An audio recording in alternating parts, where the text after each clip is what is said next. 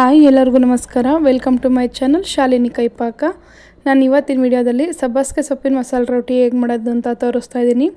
ತುಂಬಾ ಗರ್ಗರಿಯಾಗಿ ತುಂಬ ಸಾಫ್ಟಾಗಿ ತುಂಬಾ ಚೆನ್ನಾಗಿರುತ್ತೆ. ನೀವು ಒಂದು ಸಲ ಟ್ರೈ ಮಾಡಿ. ಮೊದಲು ಇಲ್ಲಿ ಒಂದು ಮಿಕ್ಸಿಂಗ್ ಬೌಲ್ ಇಟ್ಕೊಂಡಿದ್ದೀನಿ. ಇವಾಗ ಬಟ್ಲಿಗೆ ಸಣ್ಣದಾಗಿ ಹೆಚ್ಚಿಟ್ಕೊಂಡಿರೋಂಥ ಈರುಳ್ಳಿ, ತುರಿದಿಟ್ಕೊಂಡಿರೋಂಥ ಗೆಡ್ಡೆಕೋಸು, ತುರಿದಿಟ್ಕೊಂಡಿರೋಂಥ ಕ್ಯಾರೆಟು, ಒಂದು 2 ಸ್ಪೂನ್ ಕಾಯಿ ತುರಿನ ಹಾಕ್ಕೊಳ್ತಾ ಇದ್ದೀನಿ. ಅರ್ಧ ಕ್ಯಾರೆಟ್ ಅರ್ಧ ಗೆಡ್ಡೆಕೋಸು ಹಾಕ್ಕೊಂಡ್ರೆ ಸಾಕು. ನೀವು ಕ್ವಾಂಟಿಟಿ ಜಾಸ್ತಿ ಮಾಡೋದಾದರೆ ಜಾಸ್ತಿ ಹಾಕ್ಕೊಳ್ಳಿ. ಇಲ್ಲಿ ಒಂದು 2ರಿಂದ 3 ಕಡ್ಡಿ ಕರಿಬೇವಿನ ಎಲೆ, 1/4 ಹಿಡಿಯಷ್ಟು ಕೊತ್ತಂಬರಿ ಸೊಪ್ಪನ್ನ ಸಣ್ಣದಾಗಿ ಹೆಚ್ಚಿ ಹಾಕ್ಕೊಂಡಿದ್ದೀನಿ.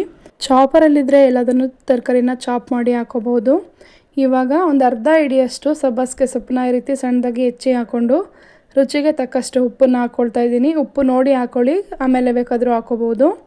ಇವಾಗ 1 ಸ್ಪೂನ್ ಆಗೋಷ್ಟು ಜೀರಿಗೆನ ಹಾಕ್ಕೊಳ್ತಾ ಇದ್ದೀನಿ. ಜೀರಿಗೆ ಹಾಕೋದ್ರಿಂದ ಟೇಸ್ಟು ತುಂಬಾ ಚೆನ್ನಾಗಿ ಬರುತ್ತೆ.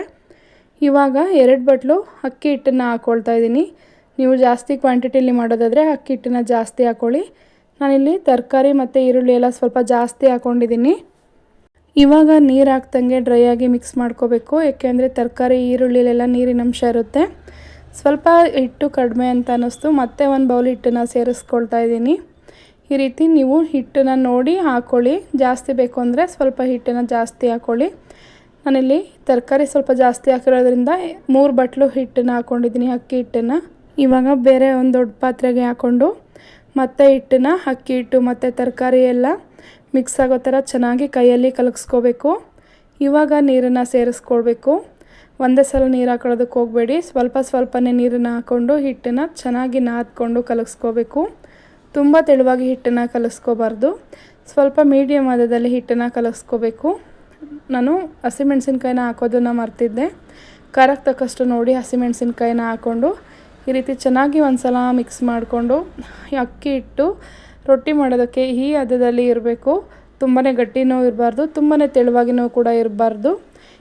ನೋಡಿ, ಇವಾಗ ಹಿಟ್ಟನ್ನು ಚೆನ್ನಾಗಿ ಮಿಕ್ಸ್ ಮಾಡಿ ಎತ್ತಿಡ್ಕೊಳ್ತಾ ಇದ್ದೀನಿ. ಇವಾಗ ಮಸಾಲ ರೊಟ್ಟಿ ಮಾಡೋದಕ್ಕೆ ಹಿಟ್ಟು ರೆಡಿಯಾಗಿದೆ. ಈ ಕಡೆ ಒಂದು ಬಟರ್ ಪೇಪರ್ಗೆ ಎಣ್ಣೆನ ಹಾಕ್ಕೊಳ್ತಾ ಇದ್ದೀನಿ. 1 ಸ್ಪೂನ್ ಎಣ್ಣೆ ಹಾಕ್ಕೊಂಡು ಚೆನ್ನಾಗಿ ಈ ರೀತಿ ಕೈಯಲ್ಲಿ ಸ್ಪ್ರೆಡ್ ಮಾಡ್ಕೋಬೇಕು. ಸುತ್ತ ಎಣ್ಣೆನ ಸ್ಪ್ರೆಡ್ ಮಾಡ್ಕೊಂಡಾದ್ಮೇಲೆ ಈ ರೀತಿ ಒಂದು ಮೀಡಿಯಮ್ ಸೈಜಲ್ಲಿ ಉಂಡೆನ ತಗೊಂಡು ಈ ರೀತಿ ರೊಟ್ಟಿನ ನಿಧಾನವಾಗಿ ಪ್ರೆಸ್ ಮಾಡ್ಕೊಳ್ತಾ ಬರಬೇಕು.